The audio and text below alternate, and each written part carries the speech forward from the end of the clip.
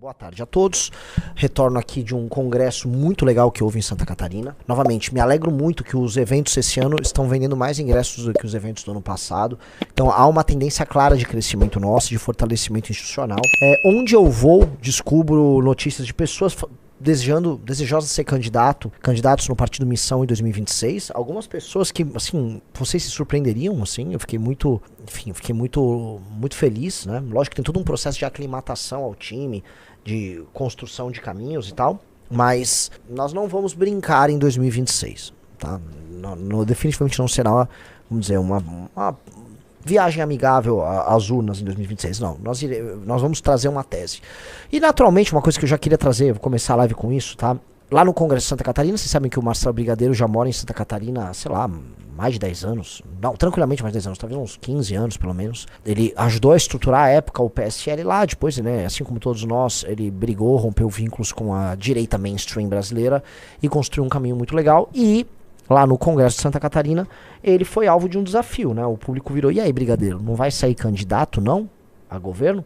E a galera pressionou ele e falou, olha, não gostaria, eu acho que vocês vão se queimar me tendo por perto, tá? Eu falei, olha, eu sou do grupo político do Arthur Moledo Duval, eu também falo minhas atrocidades aqui e ali. Ele falou, olha, se não for problema, adoraria contribuir, né? No que eu respondi, então, se você estiver a fim de fazer uma construção, podemos começar a trabalhar.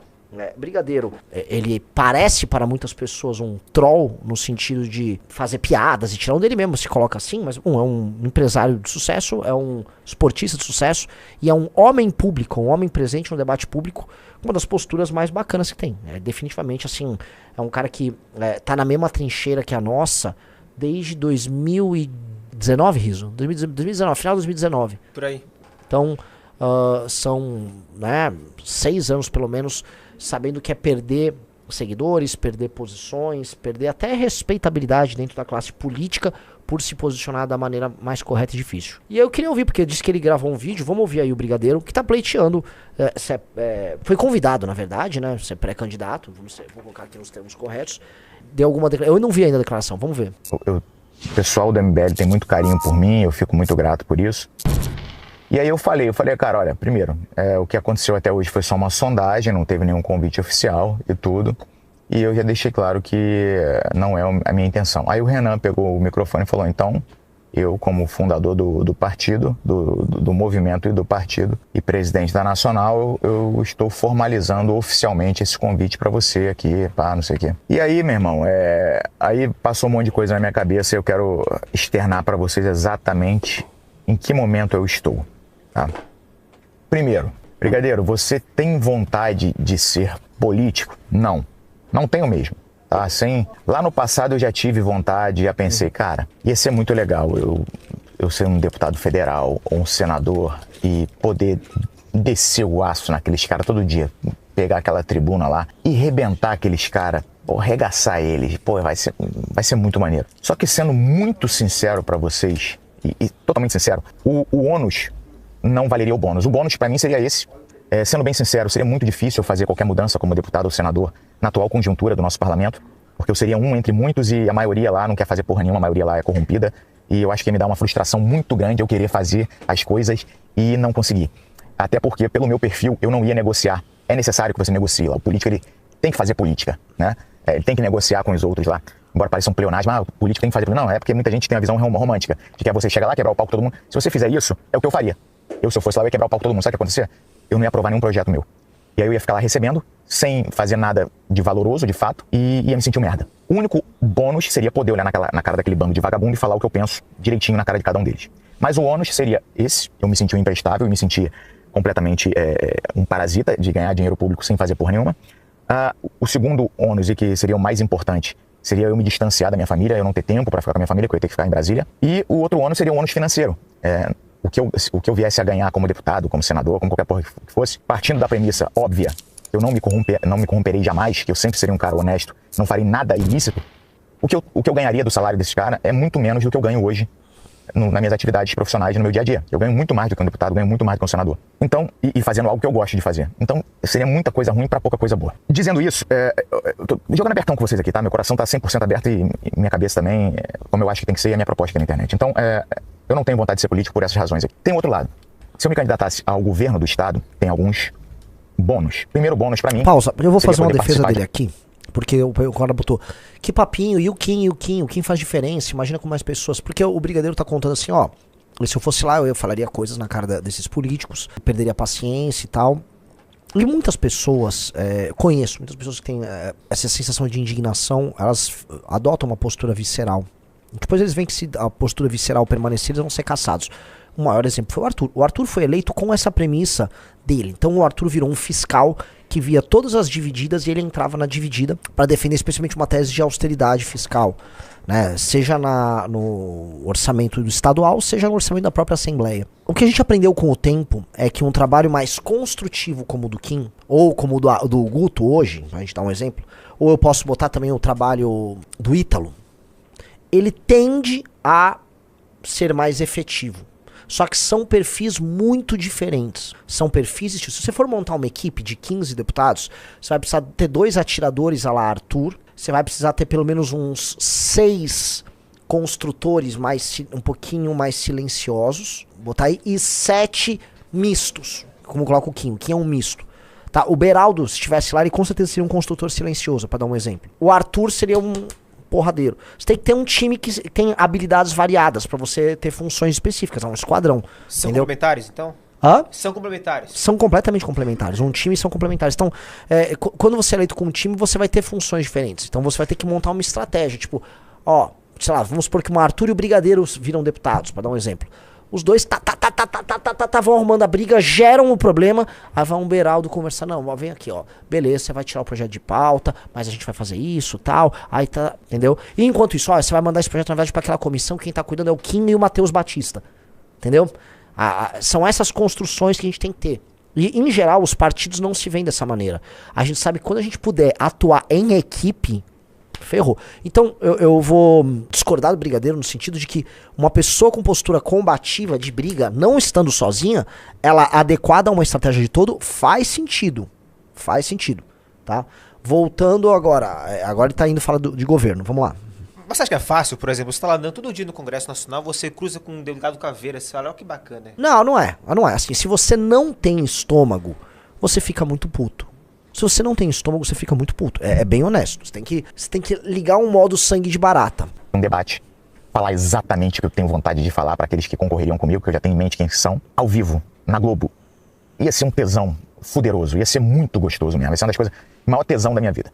Isso seria um puta de um bônus. Segundo baita bônus, eu não seria eleito. Muito improvável, praticamente impossível eu ser eleito pro governo do estado. Por quê? Porque meu perfil, ele é combativo e ele não agrada principalmente a população mais idosa, e Santa Catarina tem muito idoso. Tem muita gente que ia olhar pra mim e falar, puta, esse cara é muito agressivo, não, ia ter meio que ojeriza. Isso seria um garantidor de que eu jamais me elegeria. E isso, na atual conjuntura, pra mim, seria sensacional. O fato de eu poder me lançar e não me eleger ia ser do caralho. Só pra eu poder falar o que eu quero falar. E o terceiro, pra não ser uma parada boba sem motivo, eu poderia trazer atenção pra pautas muito importantes, porque eu não seria só um idiota brigando com os outros. Eu poderia trazer atenção pra pautas muito importantes, falar algumas coisas que ninguém tem coragem de falar, e ajudar a eleger parlamentares que poderiam, de repente, em um time, ou seja, eu poderia jogar o holofote sobre algumas pessoas certas que fariam um bom trabalho no parlamento, unidas com os demais que talvez sejam eleitos ano que vem. Então esses são os bônus. Ônus, novamente, eu vou ter que abrir mão durante um tempo das minhas atividades profissionais e vou deixar de ganhar muita grana. Outro ônus, vou colocar um alvo monstruoso nas minhas costas, mais uma vez, como eu fiz em 2018. Quem não conhece a história, inclusive em 2018 a gente teve uma reunião com a cúpula da PM aqui, que falou que tinha informações seguras de que estavam planejando um atentado contra a gente, a sede do partido, e disponibilizaram inclusive escolta pra gente. Eu não quis escolta, mas todos os outros integrantes da executiva estadual andaram de escolta no segundo turno. Eu fui o único que andei sem escolta. Durante um bom período eu não andava junto com a minha família andava num carro, eu andava no outro, minha família ia para um lado, eu ia para o outro, porque a política catarinense ela tem muito bandido mesmo, bandidão. Eu colocaria novamente, mais uma vez, um alvo enorme nas minhas costas.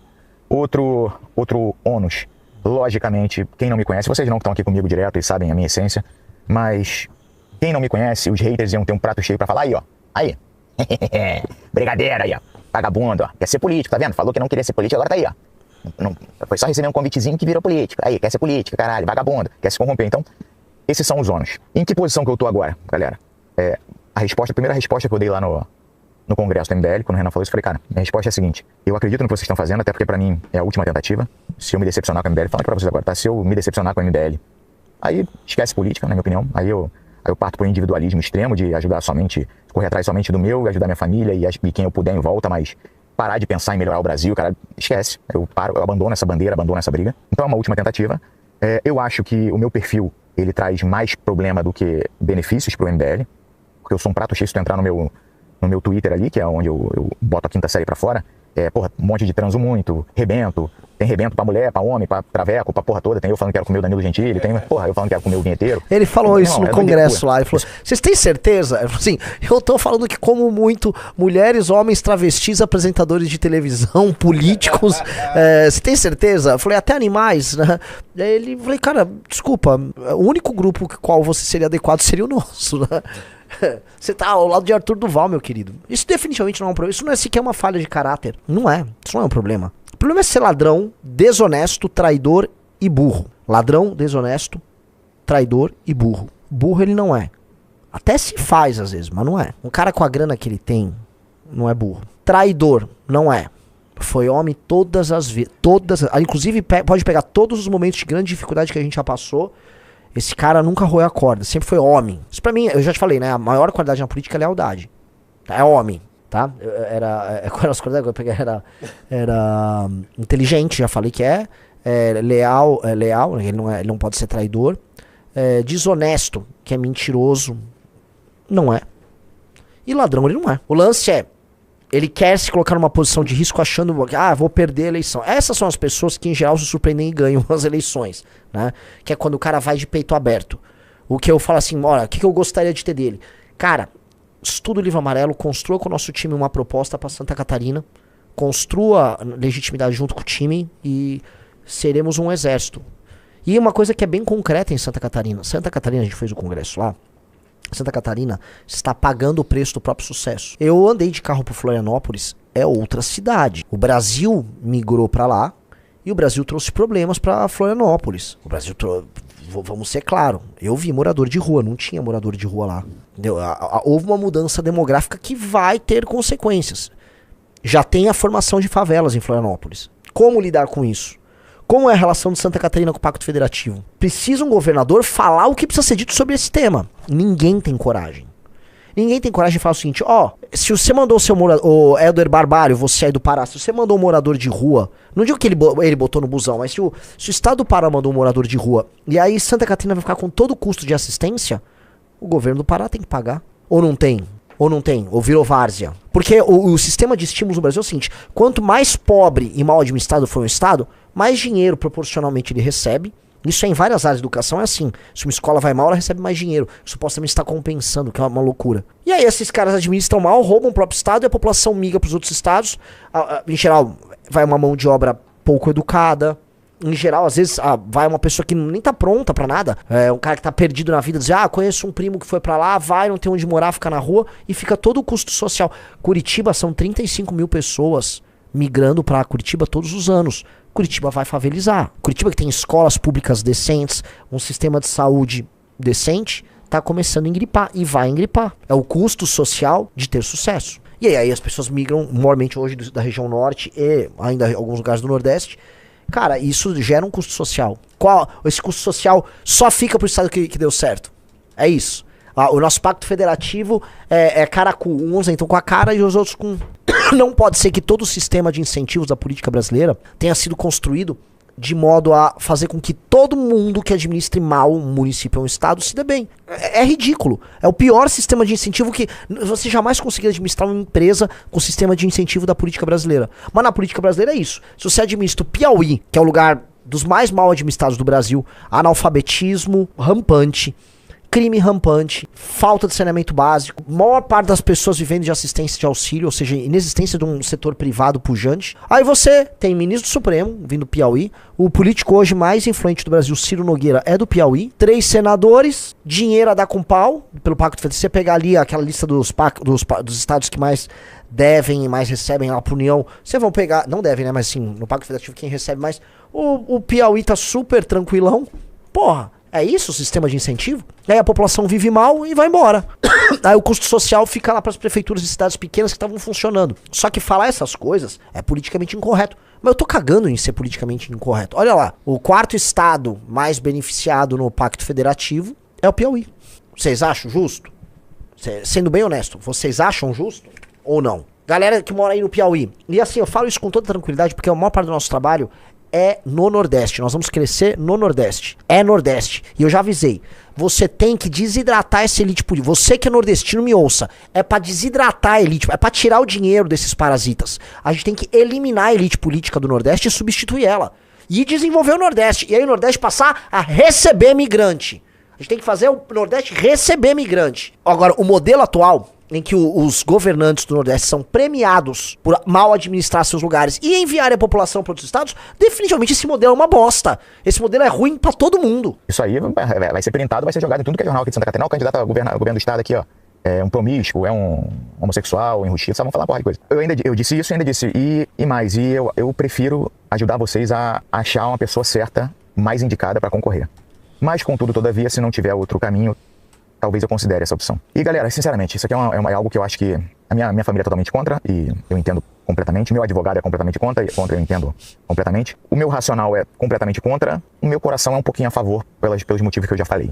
De poder botar pra fora, falar algumas coisas que tem que ter muita coragem, muito culhão pra falar, colocando em risco inclusive a própria vida. Mas verdades precisam ser ditas, porque senão, sem alguém com esse culhão pra falar isso, as coisas não vão mudar. Pausa. Eu só vou falar um negócio que tá rolando aqui no chat, uma parada. Então, galera, hashtag Ryan não.